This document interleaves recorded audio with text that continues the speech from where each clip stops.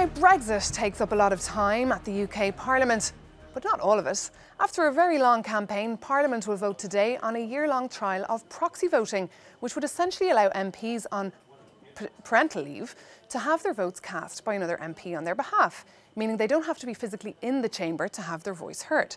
Now, calls for proxy voting got louder a few weeks ago when MP Tulip Siddiq delayed her caesarean section and was brought into the House of Commons in a wheelchair in order to be able to vote on Theresa May's Brexit deal.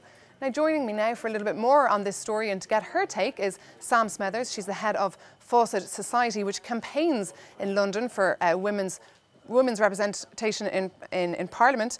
Thanks for joining us here this morning. It's great to have you with us. This, of course, has been a long time coming. There were calls, of course, for it last year as well. And did it take the fact that Tulip Siddiq had to postpone her caesarean section in order for this to be put on the agenda? Yes, I think the sight of Tulip Siddiq going through the lobbies in a wheelchair was really the final straw for a lot of parliamentarians and a lot of campaigners on this. We've been calling for this for some time. You know, it's been several years in the making, and we're really pleased that Parliament is finally now getting the chance to vote on something which, frankly, should have been in place a long time ago, and other parliaments deal with it all over the world already. And there was a pairing, or there is in fact a pairing system in place for MPs on parental leave, a system that she obviously didn't trust in, and that's why she decided to come show up that day in the wheelchair. Can you just explain to us how it works and what actually the issue essentially is with it?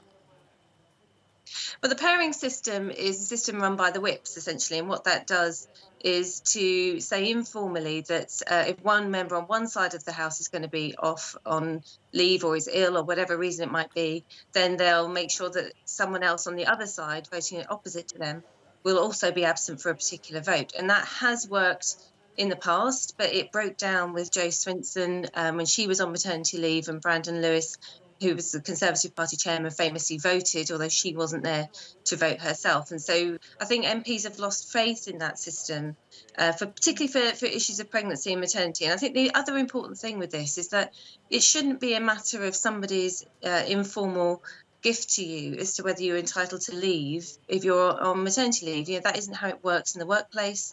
You know, you've got a right to maternity leave, you've got a right to come back to your job after that maternity leave. I think most people accept that as normal. And yet in Parliament, we were running a system that was just dependent on whether someone was prepared to be kind enough to you to let you have some time off. So going to a formal system like this is really important. It sends a signal that our Parliament is finally kind of coming into the 21st century. We've still got a long way to go on that one, but it's really positive that this is happening. And it's got cross-party support. That's really important. It's a Conservative government, a Conservative leader of the House that's introduced it, and it's the Labour mother of the House, Harriet Harman, who's been lobbying very hard for it. OK, as you say, you do have a right to maternity leave and you do have a right to go to your caesarean section and give birth to your child. Now, what happens next if this is approved, Sam? It's a year-long trial, I believe? That's right. It's a year of trialling it out. There are a number of MPs who are about to go on maternity leave, about to have their babies. So we'll see quite soon, I think, whether it's working.